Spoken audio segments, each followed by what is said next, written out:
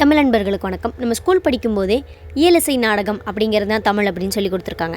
அந்த 3 வகையில் அதோட பண்புகள் காப்பாற்றப்பட்டதா அப்படின்னு கேட்டால் சந்தேகம்தான். வடிவத்தை உரைநடைகள் மூலியமாக கொண்டு வந்துட்டோம். இசையும் நாடகமும் அதை பற்றி தான் ஒருத்தர் சொல்கிறாரு, கேட்கலாம். மாதவி ஆடின வகைகள், நடன வகைகளில் 11 வகையான நடனங்கள் ஆடி இருக்கா. 11 வகை நடனங்கள்ல இன்னைக்கு ஏதாவது ஒன்னாவது இருக்கா? ஒரே ஒரு நடன வகையாவது இருக்கா? இல்லையே, எதுவுமே இல்லையே. பேர் கூட தெரியாது நமக்கு. குடக்கூத்து நம்ம ஆடினதுதான் இன்னைக்கு கரகாட்டம்.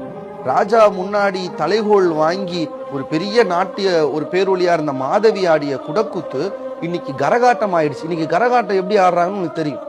காதுல கேட்க முடியாத கெட்ட வார்த்தைகளோடு ஆடுற அளவுக்கு இன்னைக்கு கரகாட்டக்காரிங்கிற வார்த்தை எவ்வளவு வன்மம் நிறைந்த வார்த்தையா மாறிடுச்சு. இன்னைக்கு மாறிச்சா இல்லையாங்க? கண்டிப்பா. தலைகோள் வாங்கி ராஜாவினுடைய அரசவையில் ஆடின மாதவி. தலைகோள்னா என்னங்க? ஒரு ராஜா வெற்றி பெற்று பகை நாட்டு மன்னனுடைய கொற்ற கொடையை வெட்டி அதை அலங்காரம் பண்ணி யானையில ஏத்தி கொண்டு வந்த தலைகோளுங்கிற ஒரு பெரிய பொருளை ராஜா யார்கிட்ட கொடுக்குறான்? மாதவிங்கிற ஒரு நடன கன்னிகைக்கு கொடுக்குறான். அந்த நடன கன்னிகை தெய்வம் போல கொண்டாடிய ஒரு நிலையில இருக்கிறா. அவளுடைய இயல்பு குலம்லாம் வீங்க அந்த காலத்து பரத்தேர் ஒழுக்கம் அதெல்லாம் அந்த காலத்துல இருந்துச்சு. அவள் அவ்வளவு உயர்வுல வச்சிருந்தாங்க. இன்னைக்கு அவ ஆடின அதே குடக்கூத்தை இன்னைக்கு கரகாட்டம். நான் என்ன பேருங்க சொல்றீங்க? கரகாட்டக்காரிங்கிறீங்க. இப்ப இது தமிழ்நாட்டுல தமிழ் அழிஞ்சிச்சுன்னா அழிஞ்சிச்சுதான். இயல் தமிழை காப்பாத்தி எடுத்துட்டு வந்துட்டீங்க. இசை தமிழ, நாடக தமிழ. இது உங்கள் வேறு தமிழச்சி. நன்றி, வணக்கம்.